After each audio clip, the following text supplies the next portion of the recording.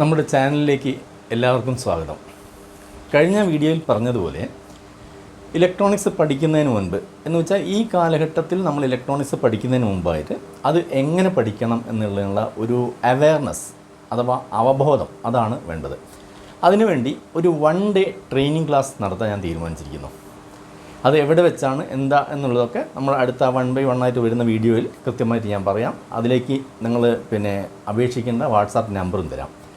അപ്പോൾ എന്തൊക്കെയാണ് ഈ ഒരു 1 ഡേ അവയർനെസ് ക്ലാസ് കൊണ്ട് ഉദ്ദേശിക്കുന്നത് എന്നുള്ളത് ഞാൻ സ്റ്റെപ്പ് ബൈ സ്റ്റെപ്പായിട്ട് എക്സ്പ്ലെയിൻ ചെയ്യാം. അതിനുശേഷം നിങ്ങൾക്ക് ആ ക്ലാസ് ആവശ്യമുണ്ടെങ്കിൽ വീഡിയോസ് ഇലക്ട്രോണിക്സിനൊരു 10 വിഭാഗമായി തിരിച്ചുകൊണ്ട് സെപ്പറേറ്റ് 10 വീഡിയോസ് തന്നെ ഉൾപ്പെടുത്തുന്നുണ്ട്.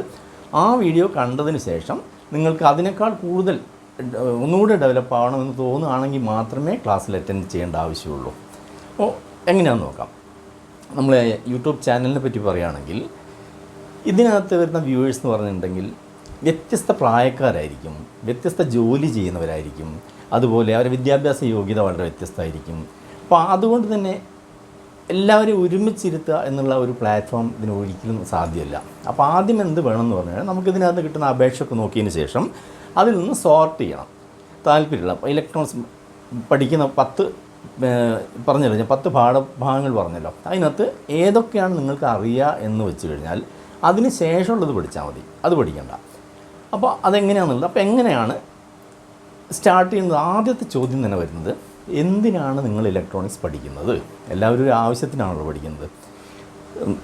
ഒരു ജോലി കിട്ടാൻ, നമുക്കൊരു ജോലി സാധ്യത അല്ലെങ്കിൽ ജോലിക്ക് ചേരണം. അങ്ങനെയാണെങ്കിൽ ആ ജോലിക്ക് അനുയോജ്യമായ അല്ലെങ്കിൽ ജോലി സാധ്യതയുള്ള വിഷയം തിരഞ്ഞെടുക്കണം. മറിച്ച് കുറച്ച് സർക്യൂട്ട്സൊക്കെ ചെയ്ത് ഒരു പ്രോഡക്റ്റ് ഉൽപ്പന്നം സ്വയം നമുക്ക് നിർമ്മിച്ചെടുക്കാൻ അല്ലെങ്കിൽ അത് വിൽപ്പന നടത്താൻ അങ്ങനെയാണ് ആഗ്രഹമെങ്കിൽ അതിന് വേണ്ട രീതിയിൽ പഠിക്കണം. അതല്ല സർവീസിങ് റിപ്പയറിങ് ഫീൽഡിലാണ് താല്പര്യം തോന്നുന്നവർക്ക് അങ്ങനെ അതിന് മാത്രം പഠിച്ചാൽ മതി. എല്ലാവരും പഠിക്കുന്ന പോലെ ആദ്യം കയറി കുറേ കമ്പോണൻറ്റ് ബൈ ഹാർട്ട് ചെയ്യുക, അത് അളക്കാൻ പഠിക്കുക, അങ്ങനെയുള്ള പഠനങ്ങളൊന്നും ഇപ്പോൾ ആവശ്യമില്ല. ഈ കാലത്ത് വളരെ സ്പീഡിൽ ഇലക്ട്രോണിക്സ് പഠിക്കാൻ സാധിക്കും. അതിന് ഈ ചോദ്യം, എന്തിനാണ് നിങ്ങൾ ഇലക്ട്രോണിക്സ് പഠിക്കുന്നത് എന്നതിന് ഉത്തരം കിട്ടിക്കഴിഞ്ഞാൽ രണ്ടാമത്തത് എങ്ങനെ തിരഞ്ഞെടുക്കണം, ഏത് തിരഞ്ഞെടുക്കണം. അതിൽ ഒന്നാമത്തെ പറയുകയാണെങ്കിൽ മൾട്ടിമീറ്ററിൻ്റെ ഉപയോഗം തന്നെ നമുക്ക് പറയാം. മൾട്ടിമീറ്റർ ഉപയോഗിക്കുകയാണ് നിങ്ങൾ ആദ്യം പഠിക്കേണ്ടത്. അതിൽ എന്തൊക്കെ പഠിക്കും അത് നമ്മൾ ആദ്യത്തെ വീഡിയോ ഇനിയിപ്പോൾ അതാണ് വരാൻ പോകുന്നത്. അപ്പോൾ ആ മൾട്ടിമീറ്ററിൻ്റെ ഉപയോഗത്തിൽ പറയുമ്പോൾ വോൾട്ടേജ് അളക്കുന്നു, ആംബിയർ അളക്കുന്നു, അതുപോലെ കണ്ടിന്യൂറ്റി ടെസ്റ്റ് ചെയ്യുന്നു. ഇത്രയും മാത്രമേ അതിനകത്ത് വരുന്നുള്ളൂ. അപ്പോൾ അവൈലബിളായ നിങ്ങൾക്ക് കിട്ടിയ ഏതൊക്കെ വോൾട്ടേജ് അളക്കണം, ഹൈ വോൾട്ടേജ് ഒഴികെ ഹൈ വോൾട്ടേജ് എങ്ങനെ വേണമെന്നുള്ളത് ഞാൻ കൃത്യമായിട്ട് പറയാം. അളന്ന് പഠിച്ച് ഒരാഴ്ച നിങ്ങൾ പ്രാക്ടീസ് ചെയ്യുന്നതോടുകൂടി നിങ്ങൾ മൾട്ടിമീറ്ററിൽ ഒരു എക്സ്പെർട്ടായി കഴിഞ്ഞു. പിന്നെ കമ്പോണൻറ്റ് ടെസ്റ്റിംഗ് എന്ന് പറഞ്ഞാൽ പണ്ട് കാലത്താണ് നമ്മൾ ട്രാൻസിസ്റ്റർ അല്ലെങ്കിൽ ട്രാൻസ്ഫോമറൊക്കെ മൾട്ടിമീറ്റർ വെച്ച് ഉപയോഗിക്കുന്നത്. ഇപ്പം ഏതാണ്ട് 99% പാർട്സുകളും അളക്കാൻ അതിന് ചെറിയ മീറ്റേഴ്സ് വരുന്നുണ്ട്. ആ മീറ്റേഴ്സിൻ്റെ ഡീറ്റെയിൽ അതിൽ ജസ്റ്റ് ഒന്ന് പ്രസ് ചെയ്തെടുത്താൽ തന്നെ അത് നല്ലതാണോ ചീത്തയാണോ ക്വാളിറ്റി ഒക്കെ അറിയാൻ പറ്റും. അതുകൊണ്ട് തന്നെ ആദ്യം പഠിച്ച രീതിയിൽ ഇപ്പോൾ പഠിക്കേണ്ട ആവശ്യം വരുന്നില്ല. അപ്പോൾ അതാ ക്ലാസ്സിൽ അത് നമ്മൾ മാക്സിമം ഉൾപ്പെടുത്തുന്നതാണ്. രണ്ടാമത്തത്, അപ്പോൾ ഒന്ന് കഴിഞ്ഞു. രണ്ടാമത്തെ വരുന്നത് എന്താണെന്ന് നിങ്ങൾ സ്കിമാറ്റിക് വരയ്ക്കാൻ പഠിക്കുക. സ്കിമാറ്റിക് അഥവാ സർക്യൂട്ട് ഡയഗ്രം എന്ന് പറഞ്ഞാൽ ഓരോ കമ്പോണൻ്റ്, അത് മൊത്തത്തിലുള്ള കമ്പോണൻ്റ് അല്ല പഠിക്കേണ്ടത്. ഒരു ചെറിയ ചെറിയ സർക്യൂട്ട് ഞാൻ പറഞ്ഞു തരും, 10-25 സർക്യൂട്ട്സ് 555 IC അതുപോലെ വെച്ച് അതിനകത്ത് വരുന്ന കമ്പോണൻറ്റ് മാത്രം പഠിച്ചാൽ മതി. അത് ടെസ്റ്റ് ചെയ്യുന്ന രീതിയും പിന്നെ അതിൻ്റെ സർക്യൂട്ട് നിങ്ങളെങ്ങനെ വരയ്ക്കുന്നതിനാണ് സ്കിമാറ്റിക് വരയ്ക്കുക എന്ന് പറഞ്ഞത്. അത് പേനയും പേപ്പർ ഉപയോഗിച്ചല്ല പഠിക്കേണ്ടത്, അത് തീർച്ചയായിട്ടും സോഫ്റ്റ്വെയറിൽ തന്നെ കമ്പ്യൂട്ടറിൽ നിങ്ങൾ ചെയ്ത് പഠിക്കണം. അതുകൊണ്ട് മാത്രമേ കാര്യമുള്ളൂ. വളരെ ഈസിയാണ്. കമ്പ്യൂട്ടറിൽ സ്കിമാറ്റിക് വരയ്ക്കാൻ പഠിച്ചു കഴിഞ്ഞാൽ അത് നമുക്ക് ആ സർക്യൂട്ടിൽ തന്നെ വെച്ച് ടെസ്റ്റ് ചെയ്യാം. അതിന് ഉപയോഗിക്കുന്നതാണ് നമ്മൾ പറഞ്ഞ സിമുലേറ്റർ എന്ന് പറയും.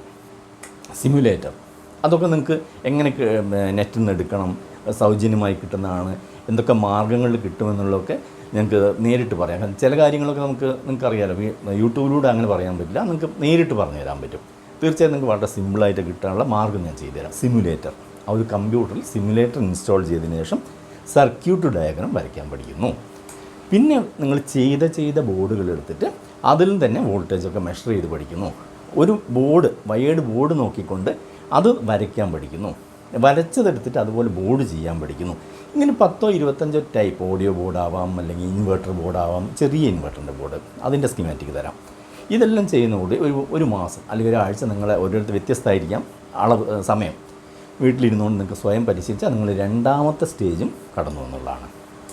പിന്നെ ഫോൾട്ട് ക്രിയേറ്റിംഗ്, നിങ്ങൾ ചെയ്ത ഒരു സർക്യൂട്ട് അതിൽ തന്നെ ഓരോ റെസിസ്റ്റൻസ് റിമൂവ് ചെയ്ത് മാറ്റുക, ഒരു കപ്പാസിറ്റർ ഇളക്കി മാറ്റുക, വീണ്ടും അവിടെ വെക്കുക. അങ്ങനെ ക്രിയേറ്റഡ് ഫോൾട്ട്സ്, നിങ്ങൾ തന്നെ ഫോൾട്ട് ക്രിയേറ്റ് ചെയ്യുന്നു. അപ്പോൾ എന്താണ് അവിടെ സംഭവിക്കുന്നത്, മീറ്ററിൽ എന്ത് കാണിക്കുന്നു, ഇത് പഠിച്ചു കഴിഞ്ഞതോടുകൂടി നിങ്ങൾ ഏതാണ്ട് ആ ഒരു റിപ്പയറിംഗ് ലെവലിലേക്കും ഓഡിയോ അല്ലെങ്കിൽ അനലോഗ് ആ ഒരു റേഞ്ചിലുള്ള ഇലക്ട്രോണിക്സൊക്കെ നിങ്ങൾ പഠിച്ചു കഴിഞ്ഞു എന്നുള്ളതാണ്. ഇത് 1 മാസം കൊണ്ട് പഠിക്കാം, 2 മാസം കൊണ്ട് പഠിക്കാം. ജസ്റ്റ് 1 ഡേ ക്ലാസ്സുകൾ, ഇതിനുള്ള ചെറിയ ചെറിയ ക്ലാസ്സിൽ മാത്രം അറ്റൻഡ് ചെയ്യുന്നു, ബാക്കി സ്വയം വീട്ടിലിരുന്ന് ചെയ്യേണ്ടതാണ്. പിന്നെ ഉണ്ടാകുന്ന സംശയങ്ങളൊക്കെ ഒരു നോട്ടിൽ എഴുതി വെച്ചതിന് ശേഷം നമ്മളത് കറക്റ്റ് ചെയ്തിരുന്നു. നിങ്ങൾക്ക് ചിലപ്പം വാട്സാപ്പിലൂടെ ആയിരിക്കാം, അല്ലെങ്കിൽ വേറെ ഓൺലൈനായിരിക്കാം. എനിവേ അതൊക്കെ നമുക്ക് സിമ്പിളായിട്ട് ചെയ്യാവുന്നേ ഉള്ളൂ. ആദ്യം നിങ്ങൾ ഈ ഒരു തിരഞ്ഞെടുത്തതിന് ശേഷം ഈ റൂട്ടിലേക്ക് കടന്നു വരിക എന്നുള്ളതാണ് ഞാൻ പ്രാധാന്യം കൊടുക്കുന്നത്. ഇപ്പം ഞാൻ 4 കാര്യങ്ങൾ പറഞ്ഞല്ലോ. മൾട്ടിമീറ്റർ ഉപയോഗം പറഞ്ഞു, സ്കീമാറ്റിക്കും സർക്യൂട്ടും വരയ്ക്കുന്നത് പറഞ്ഞു, പിന്നെ അതുപയോഗിച്ച് PCB വരയ്ക്കുന്നത്, പ്രിൻറ്റഡ് സർക്യൂട്ട് ബോർഡ് എന്താണ്, അത് ഒരുമിച്ച് വരുന്നതാണ്, ഒക്കെ സിമുലേറ്ററിൽ വരുന്നതാണ്. Repairing of boards, making of boards കഴിഞ്ഞു. ഇനി സ്റ്റേജ് 2 വരുന്നത്. ഇതിലൊരു ഇലക്ട്രോണിക്സിന് വേണ്ടതായിട്ട് ഇതൊക്കെ ആയിക്കഴിഞ്ഞു. സ്റ്റേജ് 2 എന്താണ് വരുന്നത് പറഞ്ഞു കഴിഞ്ഞാൽ ഡിജിറ്റൽ ഇലക്ട്രോണിക്സ് പഠിക്കണം. ഡിജിറ്റൽ ഇലക്ട്രോണിക്സ് എന്താ പഠിക്കാൻ കാരണം എന്ന് പറഞ്ഞു കഴിഞ്ഞാൽ അതിനകത്ത് 2 വിഷയമാണ് മെയിൻ വരുന്നത്. ഗേറ്റ്സ് എന്ന് പറയും, ഗേറ്റുകൾ, അതിനെക്കുറിച്ച് പഠിക്കുന്നു. പിന്നെ മെമ്മറീസ്, നമ്മൾ ഈ ഡാറ്റകളൊക്കെ എവിടെയാണ് സേവ് ചെയ്ത് വെക്കുന്നത്, ഓരോ ഡാറ്റയാണല്ലോ ഇതിനകത്ത് മെയിൻ വരുന്നത്. അപ്പോൾ സേവ് ചെയ്യുന്നതിൻ്റെ മാർഗ്ഗം എന്താണ്, സേവിങ് വന്നത് എവിടെയാണ് സംഭവിക്കുന്നത്, ആ ഭാഗങ്ങൾ നിങ്ങൾക്ക് കൂടി വന്ന ഒരു 2 ഡേയ്സ് അല്ലെങ്കിൽ 5 ഡേയ്സ് ക്ലാസ് മാക്സിമം അതുകൊണ്ട് നിങ്ങൾ പഠിച്ചു കഴിഞ്ഞു. പിന്നെ അതിലുള്ള പരീക്ഷണങ്ങളായി. പിന്നെ എന്താണ് അടുത്തിലേക്ക് പോകുന്നത്, ലാംഗ്വേജ് എന്ന് പറയും. ഒരു ഭാഷ, സോഫ്റ്റ്വെയർ ഒക്കെ എഴുതാമെങ്കിൽ ലാംഗ്വേജ്. ഇതിന് മുമ്പാണെന്ന് തോന്നുന്നു ഒരു വീഡിയോയിൽ ശ്രമിച്ചിരുന്നു, പ്രോഗ്രാമിംഗ് പഠിപ്പിക്കാൻ വേണ്ടി ശ്രമിച്ചപ്പോൾ എനിക്ക് അതിനകത്ത് കിട്ടിയ ആപ്ലിക്കേഷൻസിൽ ഏതാണ്ട് 100% പേർക്കും ലാംഗ്വേജ് എന്ന് പറഞ്ഞ സംഭവമേ അറിയില്ല. അപ്പോഴാണ് എനിക്ക് മനസ്സിലായത്, അപ്പോൾ ലാംഗ്വേജും കൂടി ഉണ്ടെങ്കിൽ ഈ കാര്യം സംഭവം നടത്തിക്കൊണ്ടുപോകാൻ കഴിയുമെന്നുള്ളത്. അപ്പോൾ ഒരു ലാംഗ്വേജ് പഠിക്കണം. ലാംഗ്വേജ് പഠിക്കാനും നിങ്ങൾ ഇപ്പോൾ C ആണ് പഠിക്കുന്നെങ്കിൽ അതിൻ്റെ വലിയ പുസ്തകങ്ങളൊന്നും വായിച്ച് മുഴുവൻ പഠിക്കേണ്ട. നമുക്ക് വേണ്ട 10 25 ലൈൻസും അതിൻ്റെ വർക്കിങ്ങും മാത്രം പഠിച്ചാൽ മതി. അപ്പോൾ നിങ്ങൾ എഴുതി തുടങ്ങും. പിന്നെ നമുക്ക് ആവശ്യം വരുന്ന ഓരോ വരികളും ഇങ്ങനെ എടുത്തെടുത്ത് ഇത് ആഡ് ചെയ്യുന്നു, നമ്മളതിനകത്ത് ആഡ് ചെയ്ത് കൊടുക്കുന്നു. അങ്ങനെയാണ് പഠിക്കേണ്ടത്. ആദ്യം ചെറിയൊരു പാർട്ട് പഠിക്കുന്നു, അതിനുശേഷം 2 പേജ് അല്ലെങ്കിൽ 3 പേജ് പഠിക്കുന്നു, 5 പേജ് പഠിക്കുന്നു. അങ്ങനെ വികസിപ്പിച്ച് കൊണ്ടുവരണം. അല്ലാതെ മുഴുവൻ പഠിച്ചതിന് ശേഷം ഞാൻ തുടങ്ങാം എന്ന് വിചാരിച്ചു കഴിഞ്ഞാൽ ഇത് കണ്ടിങ്ങനെ നമ്മൾ വെറുതെ ഇരിക്കുകയുള്ളൂ, പഠിക്കാനേ സാധിക്കില്ല. അപ്പോൾ അതിൻ്റെ ക്ലാസ്സിൽ ഞാൻ അങ്ങനെ ചെയ്തു തരാം. പിന്നെ ലാംഗ്വേജിൽ ചിലരൊക്കെ ഈ പഠിച്ചറിഞ്ഞുകൊണ്ട് അഭിപ്രായം പറയുന്നവരുണ്ട്, ഒന്നും അറിയാതെ അഭിപ്രായം പറയുന്നവരുണ്ട്. അവരോട് എനിക്ക് പറയാനുള്ളത് ഇത്രയേ ഉള്ളൂ. ലാംഗ്വേജിൻ്റെ കാര്യത്തിലാണെന്ന് തോന്നുന്നു, ഞാൻ പറയാം. ഞാൻ C പഠിക്കണമെന്ന് പറഞ്ഞപ്പോൾ ഒരാൾ ഒരു കമൻറ്റ് ബോക്സിൽ കണ്ടു, പൈത്തണാണ് ഏറ്റവും നല്ലതെന്ന് പറഞ്ഞു. എന്ത് നല്ലത്, എങ്ങനെ നല്ലത്? ഒരു സോഫ്റ്റ്വെയർ നമ്മൾ എഴുതുന്നത് എന്തിനാന്ന് പറഞ്ഞാൽ തീർച്ചയായും ഹാർഡ്വെയർ ഈ type micro control based software ആണ് എഴുതുന്നതെങ്കിൽ ഒരു IC വേണം, ഒരു പ്രോഡക്റ്റ് നിർമ്മിക്കാനായിരിക്കും. അപ്പോൾ ആ ICക്ക് കപ്പാസിറ്റി ഉണ്ട്. 1 KB ആവാം, 2 KB ആവാം, 3 KB ആവാം, വില വ്യത്യാസവും വരും. നമുക്ക് പരമാവധി എത്രത്തോളം വില കുറഞ്ഞ് കിട്ടുമോ അതാണ് നമ്മൾ ആവശ്യം. ഇപ്പോൾ ചെറിയ ഒരു, ഞാൻ എപ്പോഴും പറയുന്നതാണ്, ഒരു 10 കിലോ അരി അല്ലെങ്കിൽ പഞ്ചസാര കൊണ്ടുപോകാൻ നമുക്ക് ചെറിയ 2 വീലർ മതി. അതിനുവേണ്ടി നമ്മളൊരു ലോറി ആരും വിളിക്കാറില്ല. അതുതന്നെയാണ് ഇവിടെ അവസ്ഥ. പ്രോഡക്റ്റ് ഉണ്ടാക്കുന്നവരെ സംബന്ധിച്ച് ഒരു 10 പ്രോഡക്റ്റ് അല്ലെങ്കിൽ 1000 പ്രോഡക്റ്റ് ഉണ്ടാക്കുമ്പം 1 രൂപ നമ്മളത് ലാഭിക്കുകയാണെങ്കിൽ, ഒരു പ്രോഡക്റ്റ് ലാഭിക്കുകയാണെങ്കിൽ 1000 എണ്ണത്തിൽ 1000 അല്ലെങ്കിൽ 1,00,000 പീസ് ഇറക്കുന്നവരാണ് 1,00,000 രൂപ ലാഭം വരുന്നത്. അപ്പോൾ അതുകൊണ്ട് ഏറ്റവും KB കുറച്ച് കിട്ടുക എന്നുള്ളതിൻ്റെ പരമമായ ലക്ഷ്യം. KB കുറച്ച് കിട്ടുമ്പോഴേ ചെറിയ ICക്കകത്ത് പ്രോഗ്രാം ചെയ്യാൻ കഴിയും. അതിന് ഏറ്റവും നല്ലതെന്ന് പറഞ്ഞാൽ തീർച്ചയായിട്ടും അസംബ്ലി ലാംഗ്വേജ് എന്ന് പറയും. പക്ഷേ അസംബ്ലി ലാംഗ്വേജിൻ്റെ ഒരു പോരായ്മ, നമുക്ക് റീഡബിലിറ്റി ഇല്ല. ഒരുപാട് എഴുതണം, അത് ഹൈലി കോംപ്ലിക്കേറ്റഡ് ആണ്. അതിൽ നമ്മൾ എന്ത് വേണമെങ്കിലും A to Z വെരിഫൈ ചെയ്യണം. പിന്നെയാണ് ഹൈ ലെവൽ ലാംഗ്വേജ് വരുന്ന C വരുന്നത്. അപ്പോൾ C പഠിച്ചു കഴിഞ്ഞാൽ എന്താ ഗുണമെന്ന് പറഞ്ഞു കഴിഞ്ഞാൽ, ഞാൻ ഈ പറഞ്ഞ രീതി വളരെ ചുരുങ്ങിയ സമയം കൊണ്ട് പഠിച്ചു കഴിഞ്ഞാൽ ബാക്കി ഏത് ലാംഗ്വേജും നിങ്ങൾക്ക് നിസ്സാരമായിട്ട് പഠിക്കാം. Cയിലോ അസംബ്ലിയിലോ നിങ്ങൾ എഴുതിയിട്ട് 1 KB വരുന്നൊരു സാധനം പൈത്തൺ എഴുതാൻ സുഖമാണെന്ന് പറയുന്നവർ ഇത്ര ശ്രദ്ധിച്ചാൽ മതി. 10 KBയോ 25 KBയോ ഡാറ്റ വരും.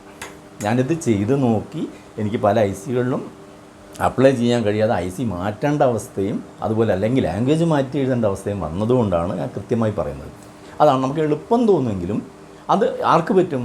ഒരു കോളേജിലൊക്കെ പ്രോജക്റ്റ് ചെയ്യുന്നവർക്ക് അവർ ജീവിതത്തിൽ ഒരെണ്ണം ചെയ്ത് അവിടെ കാണിച്ചാൽ അവർ ജോലി കഴിഞ്ഞു. അവർക്ക് KBയോ IC ഒന്നും പ്രശ്നമില്ല. വലിയ IC വാങ്ങുക, അതിനകത്ത് ചെയ്ത് കൊടുക്കാനൊക്കെ ഈ അഭ്യാസം നടക്കും.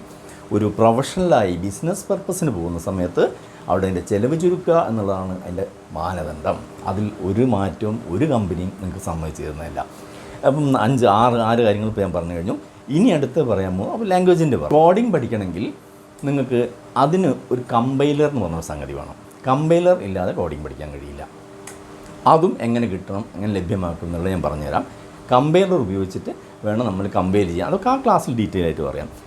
പിന്നെ വരുന്നത് എന്താണ്, ഡിസൈനിങ് ഓഫ് പ്രോജക്ട്സ്. ഇത്രയും നിങ്ങൾ പഠിച്ചു കഴിഞ്ഞാലാണ് നിങ്ങൾക്ക് സ്വന്തമായൊരു സർക്യൂട്ട് വരയ്ക്കാനോ ഡിസൈൻ ചെയ്യാനോ പുതിയ ഉൽപ്പന്നങ്ങൾക്ക് വേണ്ടി ചെയ്ത് കൊടുക്കാനോ ഒക്കെ സാധിക്കുന്നത്. ഡിസൈനിങ് അപ്പോൾ ഇത്രയും പറഞ്ഞാൽ 10 കാര്യങ്ങളും പഠിക്കണം. പിന്നെ അവസാനം വരുന്നതാണ് QA, means question and answers. ഈ പറഞ്ഞ എല്ലാ കാര്യത്തിലും നമുക്കുള്ള സംശയങ്ങളാവട്ടെ, നിങ്ങൾക്കുള്ള എല്ലാ സംഭവവും ഞാനത് കൃത്യമായിട്ട് പറഞ്ഞുതരാം. ഇതിൽ വേറൊരു രീതിയിലും കൂടെ നിങ്ങൾക്ക് ചെയ്യാൻ പറ്റും. ഞാൻ പറഞ്ഞ ആദ്യത്തെ ആ ഒരു സ്റ്റേജ് കഴിഞ്ഞാൽ നിങ്ങൾക്ക് സ്വയം ഉൽപ്പന്നങ്ങൾ നിർമ്മിച്ച് വിൽപ്പന നടത്താം. അതല്ലെങ്കിൽ അവൈലബിളായ, ഇപ്പം എന്നോട് പറയുകയാണെങ്കിൽ ഇന്നൊരു പ്രോഡക്റ്റ് ഞങ്ങൾക്ക് വേണം, അപ്പോൾ അതിന് കൊള്ളാവുന്ന പ്രോഡക്റ്റ് എൻ്റെ അടുത്ത് എന്തൊക്കെ സ്റ്റോക്ക് ഉണ്ട് അത് ഞാൻ പറഞ്ഞുതരാം. അത് വാങ്ങി നിങ്ങൾക്ക് വിൽപ്പന നടത്താം. അതിൻ്റെ സർവീസിങ് മാത്രം പഠിക്കാം. അങ്ങനെ നിങ്ങൾക്ക് സ്റ്റെപ്പ് ബൈ സ്റ്റെപ്പായി ഈ ഫീൽഡിലോട്ട് കടന്നു വരാൻ കഴിയും. ഇത്രയൊക്കെയാണ് നമുക്ക് ഈ വീഡിയോയിൽ പറയാനുള്ളത്. ഇനി അടുത്ത വീഡിയോയ്ക്ക് വരെ കാത്തിരിക്കുക. ഇനിയും പുതിയ ആൾക്കാർ സബ്സ്ക്രൈബ് ചെയ്തില്ലെങ്കിൽ എത്രയും പെട്ടെന്ന് സബ്സ്ക്രൈബ് ചെയ്യുക. അടുത്തൊരു വീഡിയോയുമായി കാണുന്നവരെ ഗുഡ് ബൈ.